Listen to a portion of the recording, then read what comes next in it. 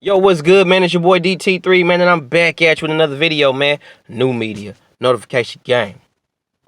God Squad. That's what it is, man. Here to holla at y'all about this Keith Thurman, Errol Spence, Terrence Bud Crawford love triangle debacle that's going on in the boxing world today.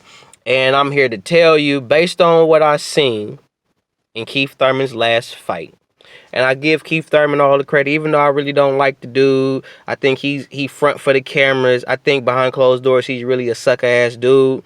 But that's that's my personal opinion. I really feel like he a sucker on, personally, because he talk all this shit in front of the cameras and all that when all the cameras is on him.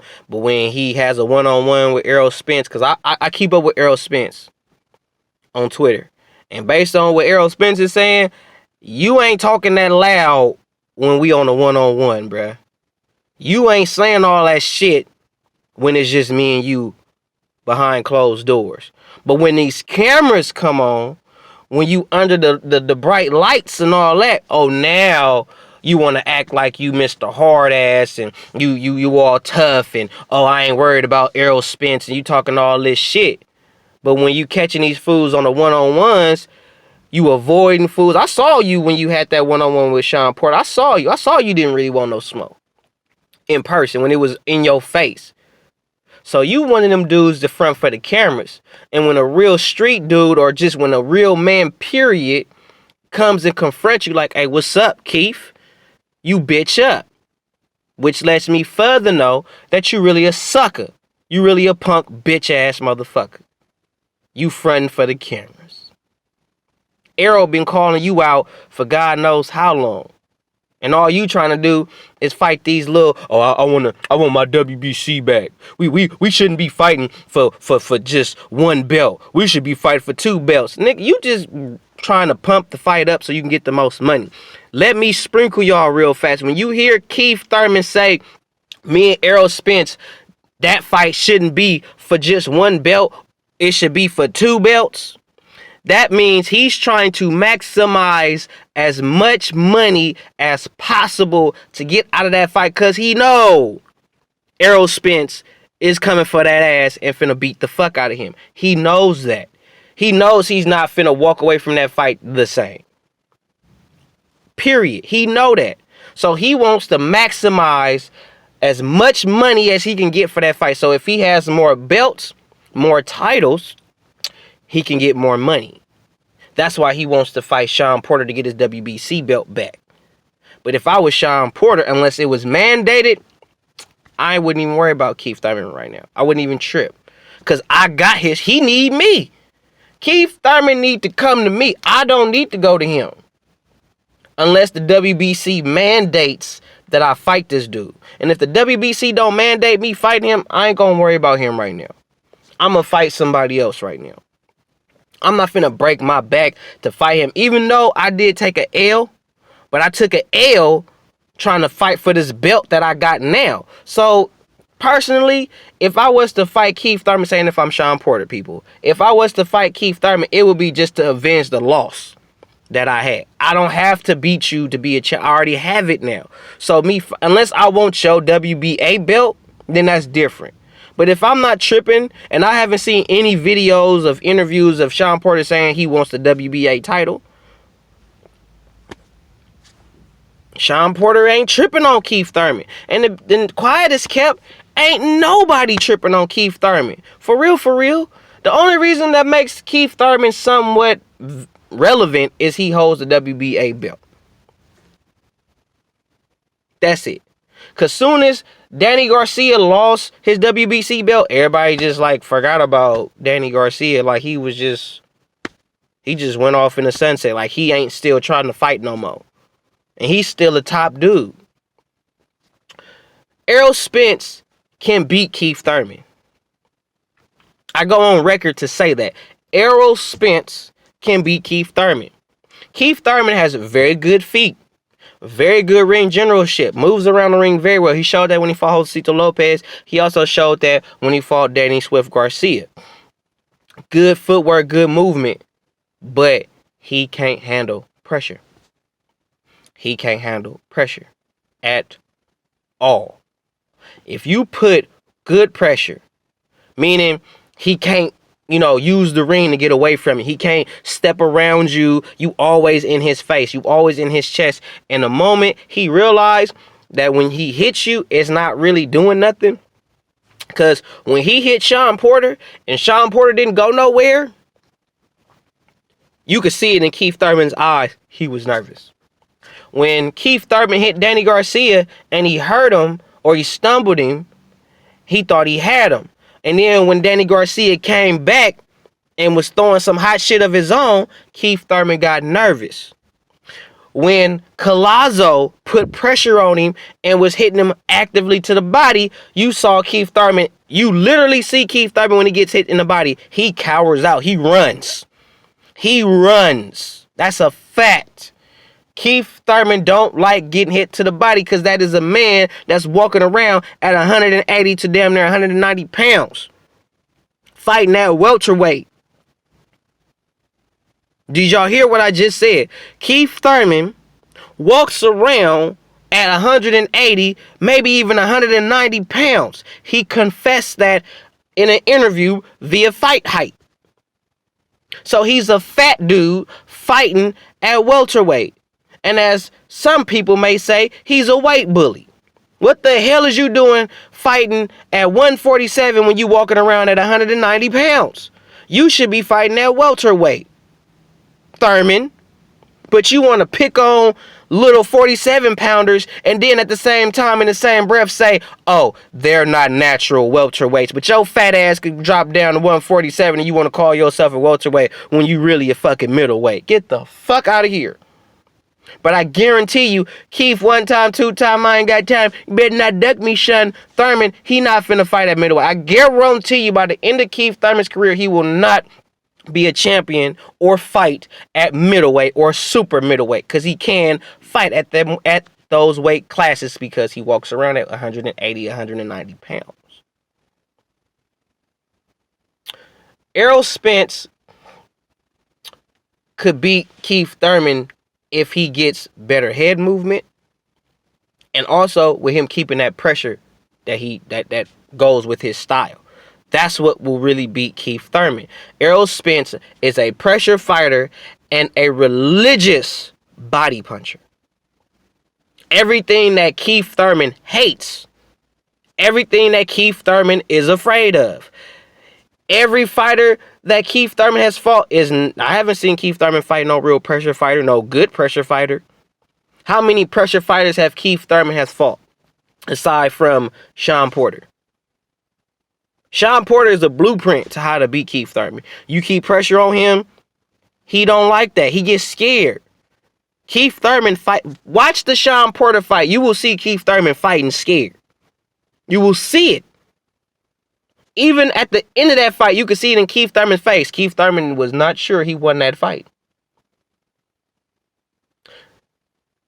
Terrence Bud Crawford, and I'm gonna say this, and I know a lot of y'all is gonna be like, why DT3? Why? But I have to be real. I have to be true to the sport of boxing. The way Terrence Bud Crawford fought Benavidez, we all know Benavidez had a peg leg.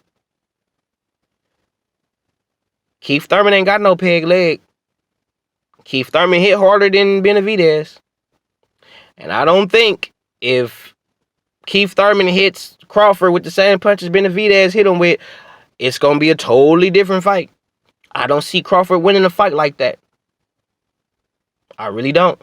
The only thing I'm giving Crawford right now, based on what I'm seeing, because Keith Thurman has got better. I just don't like Keith Thurman as a person. I think he an asshole. I think his ego is too big. I don't like that shit. It's like the opposite of Wilder. Like Wilder as a person, he probably the coolest dude out. But as a boxer, you suck. You're terrible. It's the complete polar opposite for Keith Thurman. As a boxer, he is awesome. He is good. I don't think he's elite. I think he's good. I think he's a great boxer. But as a human being, as a person, the way he conducts himself in interviews, he a bitch ass nigga. Excuse my language. Pardon my Swahili. But he a bitch. He an asshole. He a fuckboy. That's how I feel. You act all tough in front of these cameras. You talking all that shit when the cameras is on you. But when other fighters are approaching you, oh, you bitch up real quick. Real fast. When we having a one-on-one. Now, when we having a one-on-one in front of the cameras, oh, I'm tough guy now. I gotta show out. But behind closed doors, you a sucker. So that means you a sucker. Don't believe the hype. You ain't what you saying you is in front of these cameras. But I do feel that if Keith Thurman catch Terrence Crawford with the same punches Benavidez caught him with, I think Crawford will lose. But the one thing I'm giving Crawford that Keith Thurman doesn't do is make adjustments. That's where I think Terrence Crawford will beat Keith Thurman, is because Keith Thurman does not make adjustments. Terrence Bud Crawford makes adjustments. He's a cerebral fighter. Keith Thurman is more of a, I rely on my physical talents to get me through. You know, mentally, he don't really do too much that's smart. But in the ring, I'm saying. Like, you don't never see him. I feel like he could have knocked Josecito Lopez out. I feel like he could have. If he really wanted to.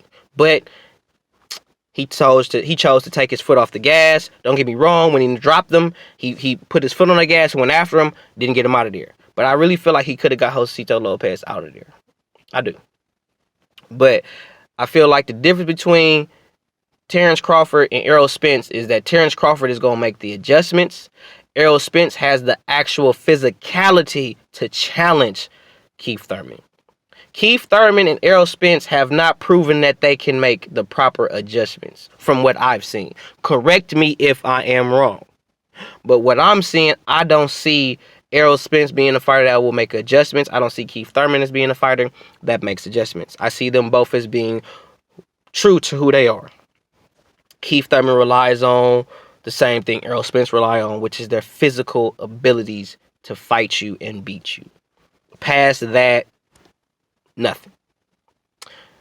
Crawford, he might not have the physical attributes as them two, but he's more cerebral. He's a thinking guy. You could tell he's thinking when he's in there. You can see it. You could tell that Floyd is thinking when he's in there. You can see that.